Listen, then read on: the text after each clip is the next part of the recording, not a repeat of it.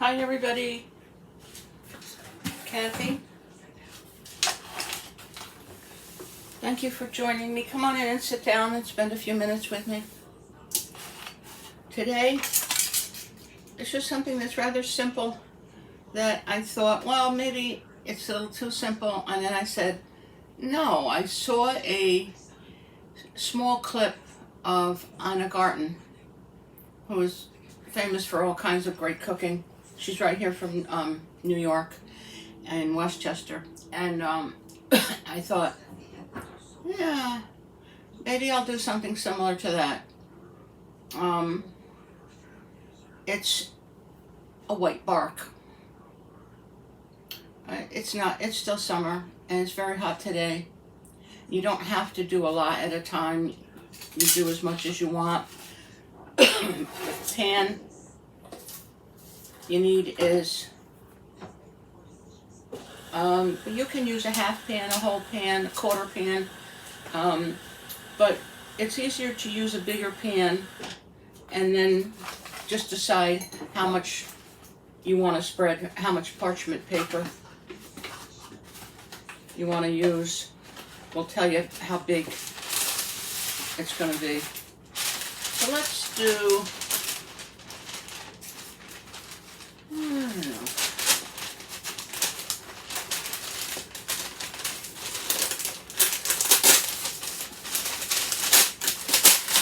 Oh, that's good.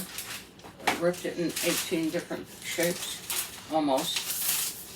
So we're going to lay our parchment paper down, and then we need a microwavable bowl, or you can do it on top of the stove, but either way, some people find microwaving to be harder without burning. Some people find the stove. I have messed it up both ways, and I've had it go great both ways. So today we're going to try the microwave. Now, she of course uses expensive Belgian chocolates.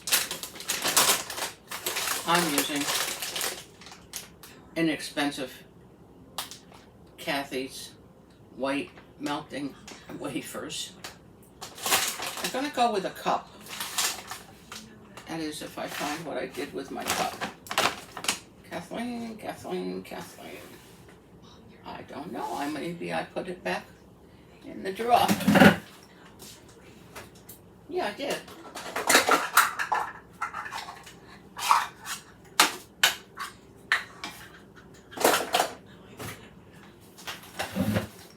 And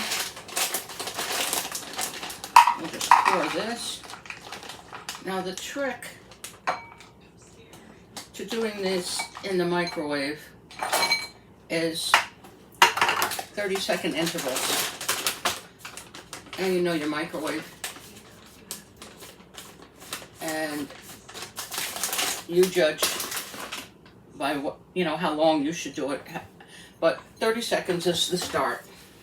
Now my microwave's over here. And it's not that easy to get to because it's in a corner. So I'm gonna reach around it. 30 seconds. So as I was saying, the weather, I think I asked the Echo this morning, and it's been supposed to rain for the last couple of days, and there hasn't been any. It wasn't supposed to be any torrential, or I don't think meaningful rains, but it was supposed to rain, and it didn't. Today they said the same thing again, thunderstorms, but I think the thunderstorms is only because of the heat. So we'll see. Sometimes the thunderstorms cool it down, sometimes they just make it muggier. But can you believe that it's almost Labor Day? Labor Day. Wow. I really didn't do anything this summer to say, well, I did this in June, I did this in July, or I went here in August. Maybe that's why. I don't know. Okay, that just barely melted it. Just barely. But the bowl is hot. So let's go another 30. So I hope you had a summer that was not necessarily eventful, but that you can look back on and say you had some nice times, or you traveled or visited with people. Because that's what, it seems like our memories are made with the seasons. You know, you have your Thanksgiving memories of people coming to visit who you may not see all year, and Christmas is close people or grandchildren, and it's always nice when you have that kind of family. And then the spring, you think about May and June and flowers and gardening. And the summer, a lot of people just, it's away, it's a getaway. And now this bowl is even hotter, of course. And I don't have a pot holder, so I'm going to use my paper towel. And I'm going to be careful here on in, because at this point is usually where you end up not being careful and burning it. And I think I'm at that stage where I don't have to do this anymore. I used 1 cup, but I'm not sure that was, it'll be enough. It's not what I was thinking it was going to be, obviously. So what you do is try not to drop the bowl. That's the first thing. And you, of course, want to get it out.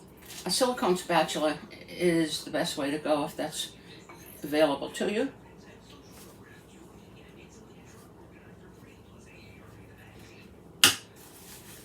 Now from here, you have to fairly move fast.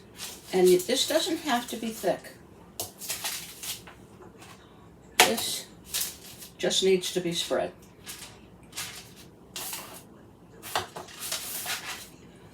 Oh, I should have put something heavy on you, huh, bud? There we go. And move it around. Spread it out.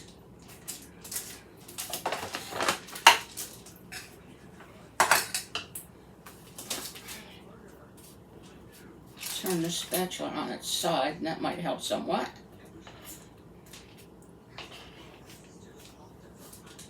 After the last video, I had done the mozzarella sticks. They turned out very good, and I had said I didn't know what I was going to end up doing with that oil. Well, I did end up just doing fried raviolis, and they were good too. Now I'm going to scrape this off.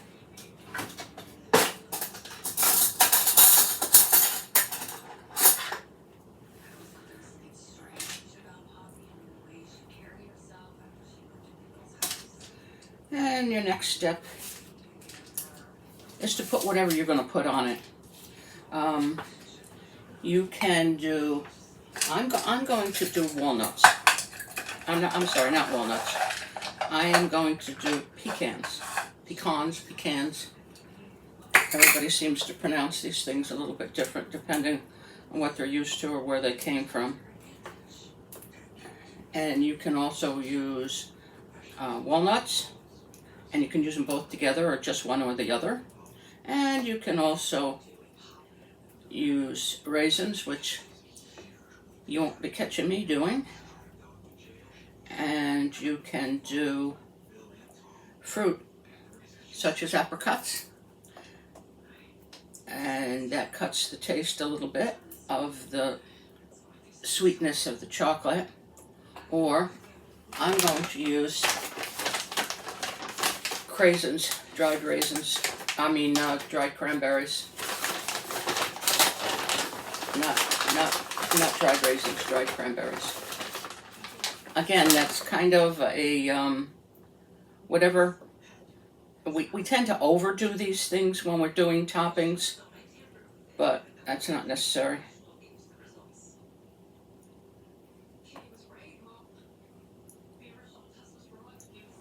just so that you know that they're both there when it gets broken up.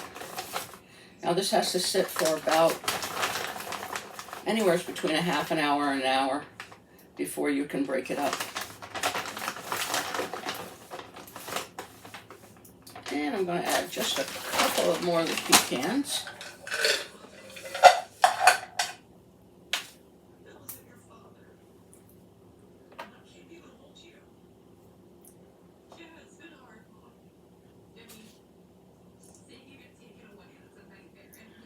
I was going to add walnuts too, but I thought I had them in the refrigerator and I didn't.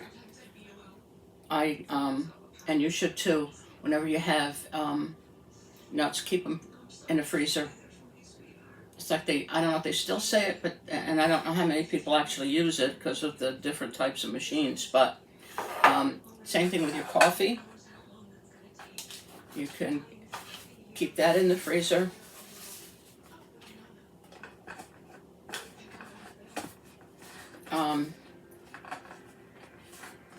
Someone gave me for my birthday I'm not a drinker. If anybody knows me, they know that. They gave me a bottle of limoncello, which was really nice. It was very generous. So my daughter got in touch with a person and said, "Can Mom put that in the freezer?" And he said, "Yeah, by all means." Obviously, liquor won't totally freeze, but when you do go to use it and you're mixing it with something, it will already be cold, which is nice. And I've had limoncello before. You know, it's an after dinner drink. It's good. Once in a while. If I do have a drink and I go out, it's usually like a frozen margarita or a pina colada. That's about it. But that's been a very long time. I gotta step up to the plate and get myself a drink. You see people, you know, go out in restaurants and you see people with these great big glasses coming around the corner and you're like, wow, what is that? And that one's blue and that one's orange and they're all different sizes and shapes of the glasses. And I always say, I gotta try one of those. And I never do. But it's like, you know how you always say when you go out to dinner or to lunch, the next time I go out, I'm going to have an appetizer and share it with the table and just have dessert. I'm not ordering this meal because I don't finish it. I take it home, it goes in the refrigerator, and 2 days later, it goes in the trash. Or you're sorting it out to see what's safe for the dog to eat. I say that fairly often, but I don't think I have ever in my entire life done that. There used to be a lot of diners around, and as you know, probably no matter where you are, there aren't as many diners as there used to be. And people used to go to the movies, or they would visit somebody, or be coming back from some kind of a meeting at night, and a couple of people, 9, 10, 11 o'clock at night, would stop for coffee and dessert. Now, some of them are open late hours or maybe around the clock, I'm not sure. But the ones that I used to frequent, they're like they close at 10 or they close at 11. If you went to a 9 o'clock movie, you're not stopping there because obviously they're going to be closed. So, well, I don't know. I guess the moral to the story is, if you say you're going to do something, do it, because you never know when the time is going to come that you're not going to be able to do it, or you don't feel up to doing it anymore, but you wish you had. Okay, now this is what we have. I don't have a lot of color in this because I didn't add apricots or cherries, or, again, I never replaced my cherries when we talked about me putting cherries in the, maybe it was the cheesecake. I'm not sure. But anyway, I never replaced the cherries, and I need to do that. That would make for nice color. But like I said, this goes in the refrigerator, and you keep it in there for between a half hour and an hour, and then you just break it up and it's ready to go. Whatever you don't eat, put it in a container that you can seal and put it back in the refrigerator. And it'll be good for, I'm guessing, but I'm going to say at least a couple of weeks. If you make a small amount like this, it would be even less probably, depending on the size of the pieces that you break up. So I'm going to let you go now. Thank you so much for visiting with me. I really, really do appreciate it. It's nice to have you here. And I hope that everybody has a great day and a great rest of your week. And I will plan on coming to see you soon. And, you know, one last thing I have to say. Well, Brady is sleeping, so he can't say hello. But what I have to say is, be kind to one another. Thank you so much. Bye now.